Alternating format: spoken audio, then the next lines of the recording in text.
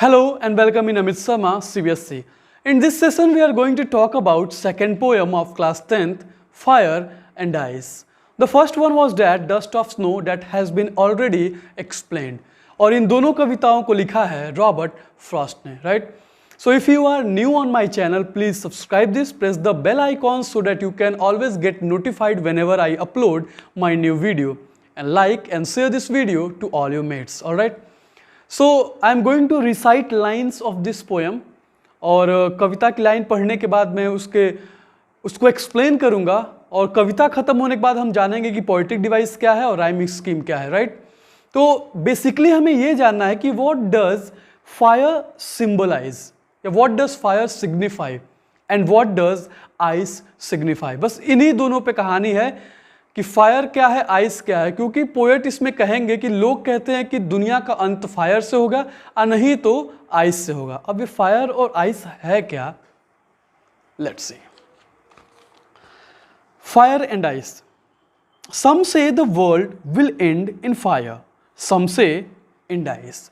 सम से मीन्स कुछ लोग कहते हैं, ये लोगों का ओपिनियन है जो रॉबर्ट फ्रॉस्ट बता रहे हैं कि some say the world will end in fire, some say in dice. कुछ लोगों का मानना है कि ये दुनिया फायर की वजह से खत्म हो जाएगी, नष्ट हो जाएगी, लेकिन वही कुछ लोग मानते हैं कि नहीं, ये दुनिया आइस की वजह से खत्म होगी, आइस की वजह से नष्ट होगी। तीसरी line, from what I have tested of desire I hold with those who favour fire. लेकिन पोएट अब यहाँ पे अपनी भावनाओं को बता रहे हैं कि what I have tested of desire means what I have known about desire. जो मैं डिज़ायर के बारे में अभी तक जो मैंने जाना है या अभी तक मैंने डिज़ायर के बारे में जो चीज़ एक्सपीरियंस करी है, उसके हिसाब से मैं उनका समर्थन करूँगा, उनके साथ रहूँगा जो लोग ये कहते हैं कि इस दुनिया का अंत फायर से होगा। फायर यहाँ पे क्या सिंबलाइज कर रहा है? फायर सिंबलाइज कर रहा है हमारे डिज़ायर को, वांट्स को, ग्रीड को, एवरिस को, लस्ट को, फ्यूरी को, है ना। अब हमारे पास किसी चीज़ की डिज़ायर है, अगर इच्छा है, so to get it we are going to make every possible effort and at the end of the day if we don't get we try something else, but anyhow we want to get it, but in order to get that we create a lot of destruction, we create a lot of problem, hardships for people. तो poet का यही मानना है कि जो हमारी इच्छा है, जो डिज़ायर है, चाहे जो ग्रीड है, उसको हम पाने के लिए बहुत सारी चीज़ें प्रयत्न करते हैं, even though we cross boundaries. और जब इंसान हद से गुजर जाता है किसी चीज़ को पाने के लिए, तो निश्चित तौर से किसी भी चीज़ का अंत होगा। तो जहाँ तक मैंने जाना है, what I have tested of desire, या फिर जो मैंने डिज़ायर के बारे में जानना है, मुझे लगता है कि मैं उन लोगों के साथ हूँ जो लोग ये कहते हैं कि इस दुनिया का अंत फायर से होगा। But if it had to perish twice, perish का मतलब होता है टू डाई, मरना, यहाँ पे ख़त्म होने से मतलब है। लेकिन पोएट कह रहे हैं कि यदि इस दुनिया को 2 बार ख़त्म होना था, या इस दुनिया को अगर 2 बार ख़त्म होना है, तो I think I know enough of hate. Ice का मतलब, आइस क्या क्या सिंबलाइज कर रहा है? हेट सिंबलाइज कर रहा है, क्रूएलिटी, इंटॉलरेंस, रिजिडिटी, ये सारी चीज़ें आइस रिप्रेजेंट कर रहा है, मतलब हेट्रेड।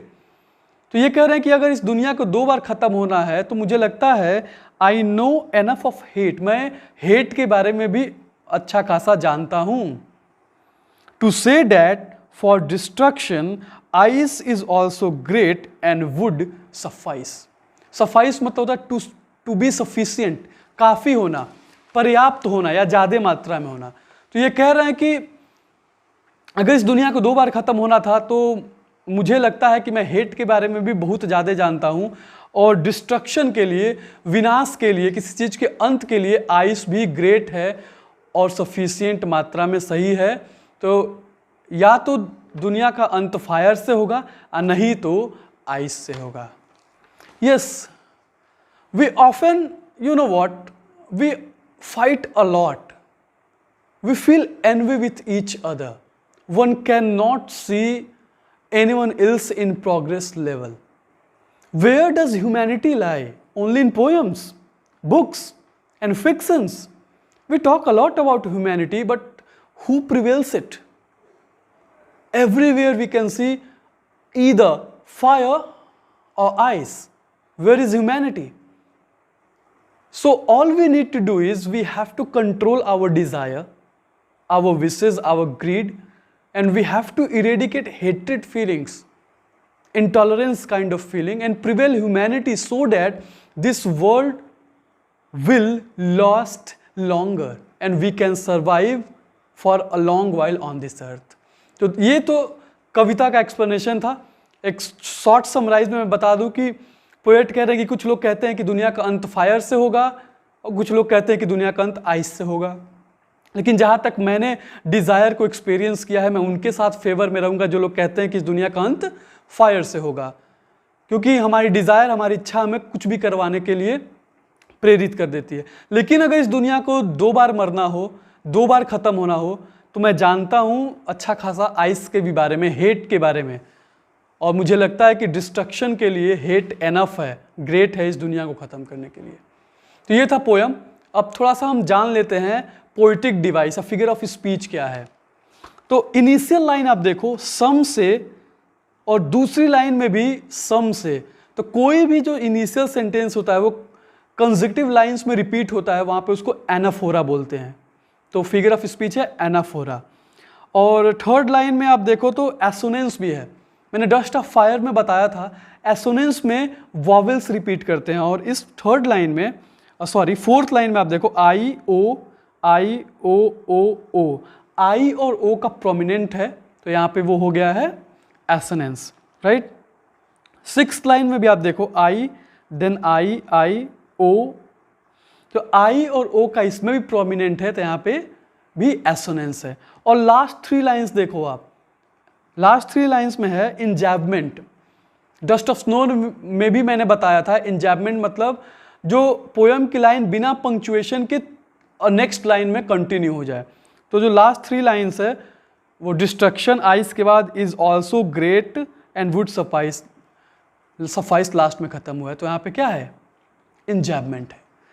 राइम स्कीम जरा ध्यान से सुनना. देखो पोयम जो है वो 9 लाइन्स में है, तो हम इसको 3-3-3 में डिवाइड कर देते हैं. तो फायर, डिज़ायर एंड फायर, ये ए है. Ice, twice, then ice and then suffice, last में भी आइस. तो ये बी है. और सी हमारा है हेट एंड ग्रेट. तो अगर राइमिंग स्कीम की बात करें हम लोग 3-3-3 में, तो A B C and B C B आपका राइम स्कीम है. So this is poem is all about my dear students. और मुझे उम्मीद है कि आपको ये समझ में आया होगा. नेक्स्ट चैप्टर या पोएम के एक्सप्लेनेशन के साथ मैं फिर आऊँगा. तब तक आप इसको समझते रहिए और पढ़ाई को कंटिन्यू रखिए और अपना ध्यान भी रखिए. तब तक स्टे होम.